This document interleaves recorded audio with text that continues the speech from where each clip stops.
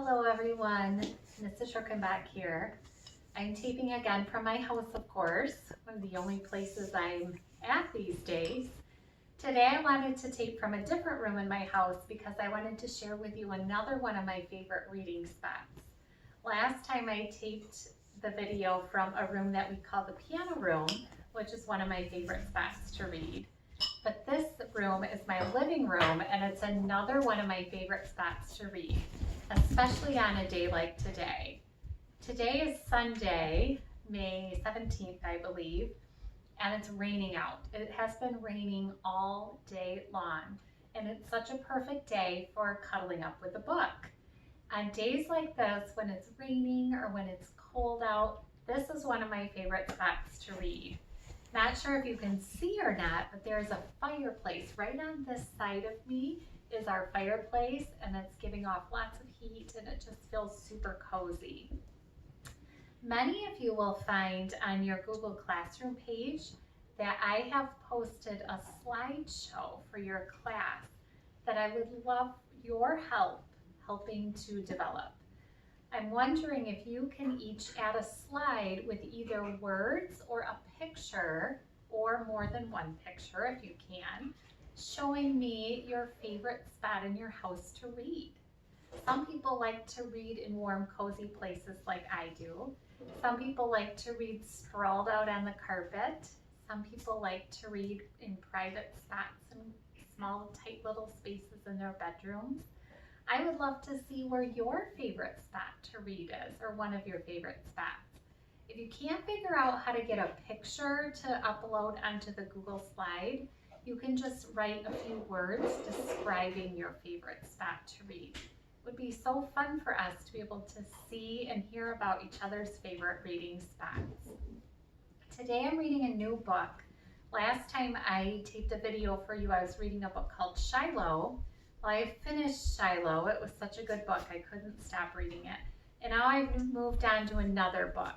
The book I'm reading now is called The Boy Who Harnessed the Wind. I don't know how well you can see the cover from the video. This book is different than Shiloh because this book is a piece of nonfiction. It's an autobiography, would be the genre I would identify it as, or maybe a memoir. It's a book written by a man who tells the story of his life as a boy. He grew up in a country in Africa, Malawi, I think is the name of the country, and his home in Africa was very different than our homes. One big difference between his home in Africa and our home here in Michigan is that his family did not have any electricity. That means that when nighttime would come, when the sun would go down, everyone went to bed. Even if it was only 7 o'clock at night, everyone went to bed because there was no way to light anything in their home. They had oil lamps that sounds like they would use a little bit, but no electricity at all. This book tells the story about this boy who found out about the power of wind and how wind can generate electricity. So I'm actually almost finished with the book right now, but I just picked out a little section that I wanted to read to you today because I want to talk about something else that I do as a reader that helps me when I'm reading a book. And I'm wondering if maybe it's something that you do as well. Last time we talked about visualizing, being able to get those pictures in our minds while we read. That's something I do pretty much all the time when I'm reading a book. There's something else I do a lot when I read books that help me understand what I read. And the one thing that I do is something called rereading. It's when I read something again. Usually I'll read a paragraph or a sentence or even a page again a second time because I didn't understand the page or the paragraph the first time. Now there could be lots of reasons why I didn't understand the page the first time.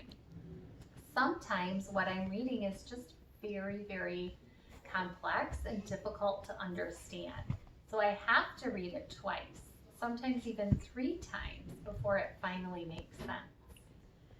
Sometimes I have to read something again because maybe I read a part of the book, put the book away for a while, and then it's been a few days before I pick it up again, and I can't remember what's happening in the story. So sometimes I have to read something again because of that reason. Sometimes I have to read something again just because I have difficulty focusing. Maybe I start to daydream and think about other things. Maybe there's people in my family that are distracting me and making it hard for me to concentrate on what I'm reading. And I will tell you, when this whole virus and quarantine time started back in March, I actually had a very difficult time reading. And I'm a huge reader. I read all the time. But I was so distracted with my thinking about the virus and about being home from school and what that was going to look like that it was very difficult for me to focus on my book. And I kept having to reread. I'm wondering if you ever reread when you're reading a book. Good readers, when they're reading books, they notice when they stop understanding something and they know to read it again. Do you do that? Some readers that maybe are not very good readers, they might read something, not understand what they read, but they don't even realize that they didn't understand it, and they just keep plowing ahead anyway. That is not what good readers do. Good readers notice when they stop understanding something and they know to go back and reread.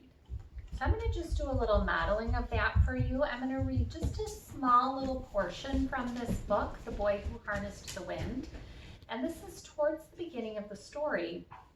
And so it's a part I read several days ago. But I remember when I read this part, I got a little confused. And I got confused by the science part of it, because there's a lot of talk about electricity and wiring and things like that in the book. And I don't know a whole lot about that. So I got confused. So I'm going to just show you while I'm reading out loud and point out to you the time when I started getting confused and what I did about it. Settle back and listen in. Of all the things to be curious about, what intrigued me most were the dynamos. They looked like small metal bottles and attached to the wheel of a bicycle. I'd always seen them around Winby, but never knew what they did. That is, until my father's friend rode up one evening with a headlamp shining from his handlebars. As soon as he jumped off, the light disappeared. "Hey, what made that lamp go off?" I asked. I didn't see him flip the switch or anything. "The dynamo," he said. "I stopped pedaling." I waited for him to go inside, then jumped on his bike to investigate. Sure enough, the light came on as soon as I started pedaling around the courtyard. I flipped the bike upside down and traced the wires from the headlamp all the way to the back tire, where the dynamo was attached. It had its own little metal wheel at the top that pressed against the rubber. When the tire spun, so did that wheel. Then there was light. Now, when I read that paragraph, I got confused because I don't know a lot about electricity. I don't know a lot about wires, and I couldn't get a picture in my head, so I was confused what he was talking about. I understood there was something called a dynamo and it had something to do with light, but I didn't quite get it. So what I did as a reader is I read it again, this one little paragraph. I read it a second time, and I read it more slowly. So it sounded kind of like this. Sure enough, the light came on as soon as I started pedaling around the courtyard. I flipped the bike upside down and traced the wires from the headlamp all the way to the back tire where the dynamo was attached. So it's attached on the back tire. It had its own little metal wheel at the top. That must be the dynamo that has its own little metal wheel that pressed against the rubber. When the tire spun, so did that wheel. Then there was light. Did you notice what I did? I read that paragraph a second time because it was pretty complicated. And not only did I read it again, the second time through I slowed down. And even after a sentence or two, I stopped and kind of thought through what I had read about to make sure that it was making sense in my own head. I'm wondering from you, do you ever stop and reread in the books that you're reading? And why do you do that? Do you do it because you get distracted by something? Do you do it because you read something and you don't understand it? Remember, everyone, good readers don't keep reading when they don't understand. When good readers don't understand something, they stop reading and go back and reread, sometimes more slowly, in order to help them understand what they're reading. I am so looking forward to looking on those Google Slides and seeing those pictures that you're posting and those words that you're writing, describing your favorite reading spots. I hope you are enjoying a good book as well. Goodbye, everyone.